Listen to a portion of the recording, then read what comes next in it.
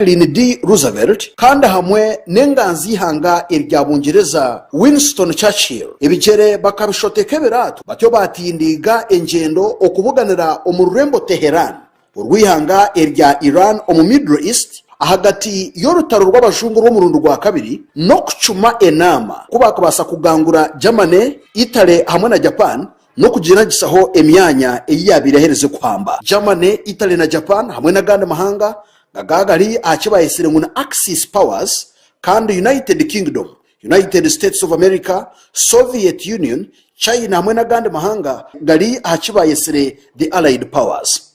Mwena mahanga ashatu agamani, the big three, Soviet Union, United States of America na United Kingdom, nubwo babuganira mu Rembo Teheran okucuma okubarana giseho Bugermani, Italy hamwe na Japani ebyanga ebyabire bakubwire ahamudumugwe munda. Echaletire President wa America Franklin D. Roosevelt no wa Soviet Union Joseph Stalin hamwe n'enganzi ya Bungereza Winston Churchill okubugana Teheran bakakigenderera ngo babugana ahantu ahatarije kumanywa bacome n'amabi n'amasiko mingi okwenegeza enkubito okujemera Bugermani, Italy hamwe na Japan okuhambe bindi byanga byensi. Hona kandi we wabira president wa Soviet Union Joseph Stalin akabata karugaga mu ihanga rya Soviet Union no kumara emyaka 30 mwena hizobere nuho yayigaranjiro omurembo Teheran atyo akabugana Roosevelt wa America na Churchill wa Bungereza ababire barukurugo mu rukiko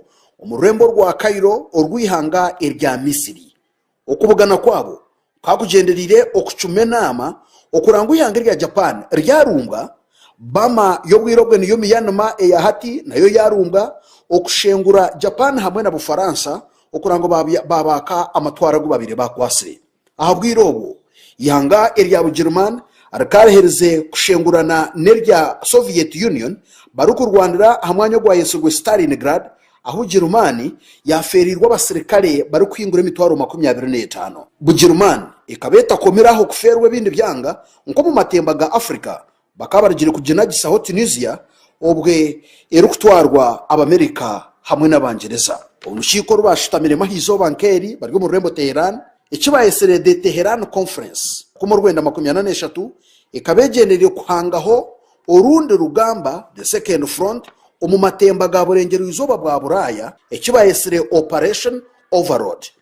Churchill owa Bungereza wakagira ngo amahiga Bungereza gakwatanise naga Amerika barumba matemba ga Bufaransa rero ko baraheze babone kurumba amashuma ga Bufaransa. Eki Joseph Stalin uyanga rya Soviet Union yayangire akagira ngo bakore cyone kiri kubasika bakwatanise barumbe omurundo gumwe ihanga rya Bufaransa amashuma n'amatemba ecyo